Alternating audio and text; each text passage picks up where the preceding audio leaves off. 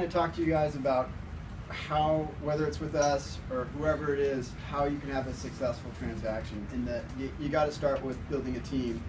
I'd first start with finding some agents that are working for you all the time and that are hungry. Going and getting the best agent in a city or town isn't necessarily going to work for you because you're not going to be their top priority.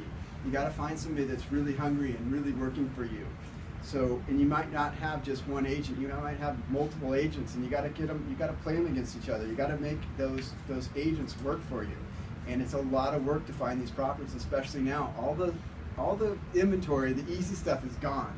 So now you got to have a little bit of a vision, or you got to figure out how to identify a property more than just looking at it. You got to determine what you can do to it. Can you add some square footage? You know what's possible with that. Another strategy is with the agent, you might want to look at, if you find a property that you think is a fit, you may want to consider using that agent as your agent, so you have a dual agent, because that motivates that agent. He just doubled his commission. So there's some strategies there that you want to consider for when you're trying to get something on a contract. Think of all the avenues that you potentially have with that, and you know, that leverage of having that agent act as a dual agent, he may be more willing to do something for you. Your purchase price may not be quite as high as the next guy's, but he may be willing to push that through just a little bit harder because he's getting more of the commission. So these are just some things to know about and to consider. You want to really spend some time interviewing your contractors and your builders. You got to get to know these guys. You got to go see their work.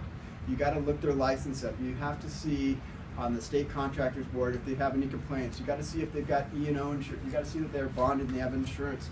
You got to vet these people because you're going to spend all this time getting a property under contract, and you finally get one, and you actually make the money, in our opinion, when you bought that property or when you got that purchase price established. The rest of the costs are essentially fixed, and you don't want to get a contractor that does substandard work or is slow.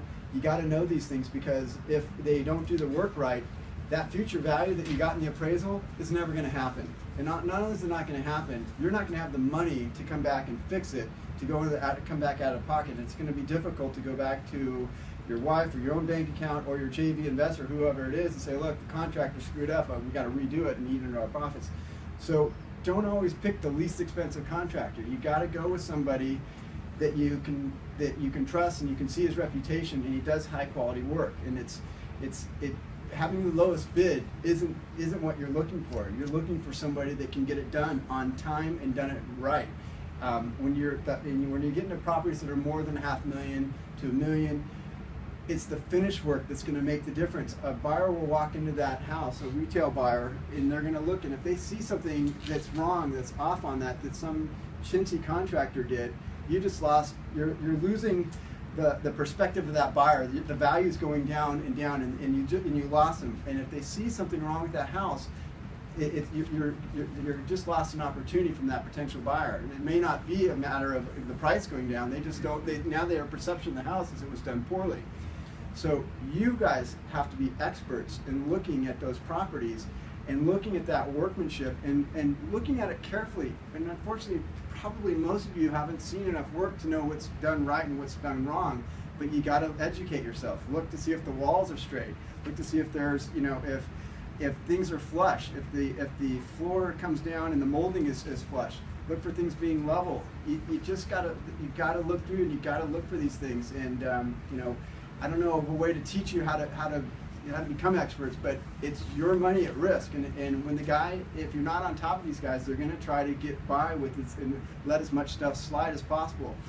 And the more that they realize that you're uneducated, the more they're going to take advantage of you. So this is one of your biggest chances to lose your profit in your project. So you've got to really work and do your homework on the contractor.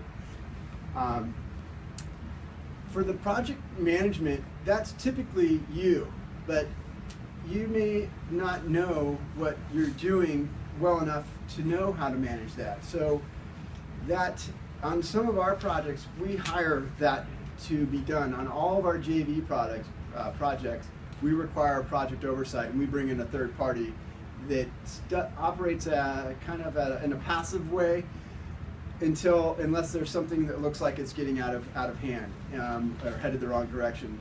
Typically, most lenders, they don't realize something is happening wrong until after it's happened or after the fact, and that's because the draws are coming in or being processed, and we're seeing pictures after the fact.